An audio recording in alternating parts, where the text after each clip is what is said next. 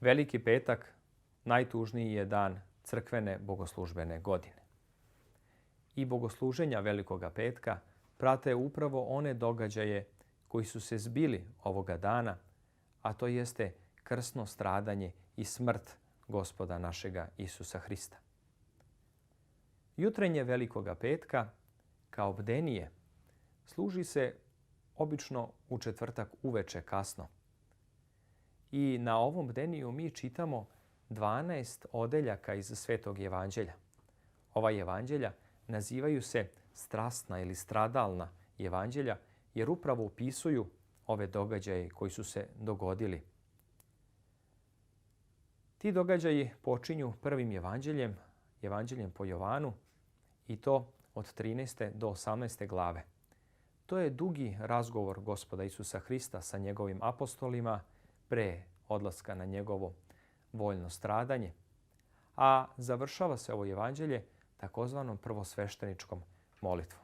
Između evanđelja koja čitamo pevaju se naročite bogoslužbene pesme koji se nazivaju antifoni, kao i ostali delovi jutarnjeg bogosluženja.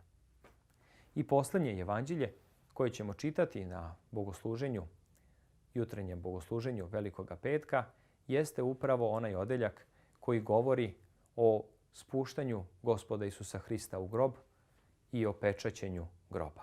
Bogosluženja Velikog petka jedna su od najlepših bogosluženja koje imamo u našoj pravoslavnoj crkvi. Po svojoj tematici ona jesu tužna bogosluženja zato što se sećamo raspeća Gospoda našeg Isusa Hrista. Sama bogosluženja po sebi nose i čitanja iz Svetog pisma kako Starog, tako i Novog Zaveta. Tako, na primjer, na 1., 3., 6. i 9. času imamo čitanja iz proroštva, istovremeno imamo čitanje iz apostola, a na kraju imamo i čitanje iz evanđelja. Čitanje koje imamo na Veliki petak na 1. času uzima se iz evanđelja po Mateju 27. glava. Ova cela glava opisuje Hristovo stradanje, ali najpre dolazimo do spoznaje da je Gospod Isus Hristos bio predat Pilatu. Pontije Pilat bio je 5. rimski prokurator, odnosno upravitelj Judeje. Vladao je od 26. do 36. godine posle Hrista. Jevrejski istoričar Josif Lavije donosi nam neke podatke o Pilatovom životu. On pretpostavlja da je Pilat bio Rimljanin poreklom iz Italije, koji je pre preuzimanja uprave nad Judejom vršio izvesne vojne funkcije. Pilat je ostao upamćen kao primjer čoveka koji je, iako znajući za Isusovu nevinost, ipak dopustio Jevrejima da ga pogube kako bi očuvao svoj ugled i svoju karijeru. Gospod pred Pilatom daje najmudriji odgovor, ne želeći da dodatno isprovocira i onako nepravedni sud. Pilat je hteo da pusti Gospoda jer je video istinu u njegovim rečima, ali zbog vlastoljublja to ne čini. On, koji je trebao da se bori za pravdu i da ispita istinu, odustaje od toga. Gospod je trpeo različita stradanja od prvosveštenika, fariseja, sadukeja i rimskih vojnika. Rimski vojnici su činili ono što je njima bilo sasvim normalno da čine prema osuđeniku i zarobljeniku. Obukli su mu ogrtač umjesto carske porfire, dali su mu trsku umjesto skiptra i na glavu umjesto krune stavili su trnov venac. Jedni su davali Hristu ocat, drugi žuč, treći vino, a četvrti smirnu. Krivica Gospoda Isusa Hrista nalazila se napisana na tabli koju su vojnici stavili iznad njegove glave. Ona je bila napisana na 3 jezika, aramejskom, latinskom i grčkom.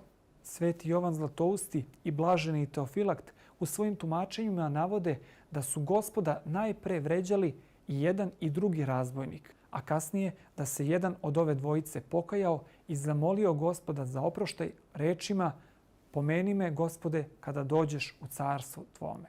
Tama koja je nastupila nije bila prirodna pojava koja nastaje usled pomračenja sunca, jer nikada ne dolazi do pomračenja sunca 14. dana mesečevog ciklusa, već se takve pojave dešavaju u vreme mladog meseca. U tom momentu je bilo između 6. i 9. časa.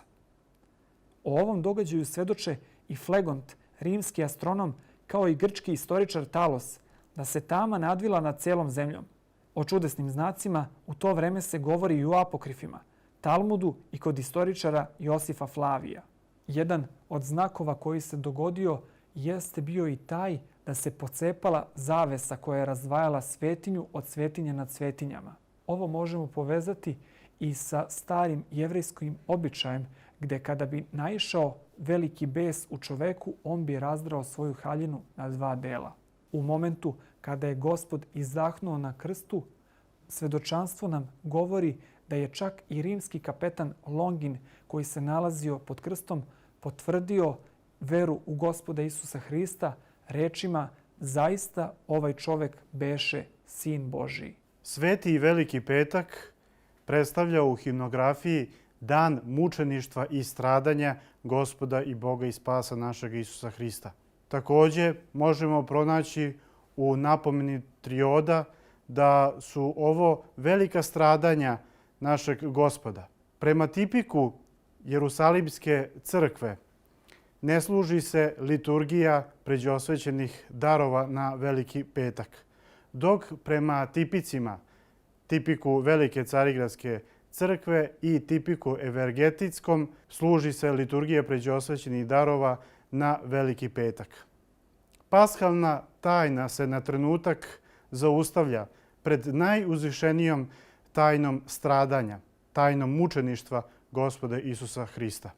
Roman Melod za Veliki petak je napisao 2 kondaka. Stradanje Hristova se opisuju u veličanstvenoj himnografiji i slikovito prikazuje prilikom litije i uzdizanja krsta Gospodnjeg na sredini hrama, posledovanje carskih časova sa posebnim mesijanskim psalmima, čitanjima iz Starog i Novog Zaveta i odgovarajućim himnama, prenose nas iz Pilatovog pretorijuma na Golgotu da bi zajedno sa Bogorodicom i ljubljenim mučenikom prisustvovali strašnom mučeništvu na 6. času. Na Velikoj večernji zajedno sa Josifom iz Arimateje i Nikodimom stojimo pri skidanju sa krsta da bi zajedno sa ženama mironosicama na jutrenju Velike subote njegovo telo položili u grob. Na Veliki petak ujutru služit ćemo časove koji se nazivaju carski časovi. Na ovim časovima ponovo ćemo čitati evanđelske odeljke koji govore o stradanju Hristovom. Zatim čitat ćemo i starozavetna proročka mesta koja se naročito tiču upravo ovog mesijanskog dela Gospoda Isusa Hrista. A čitat ćemo i odeljke iz poslanica svetog apostola Pavla u kojima sveti apostol upravo govori o spasenju čovekovom i to spasenju preko iskupiteljske žrtve Gospoda našega Isusa Hrista. Alleluja.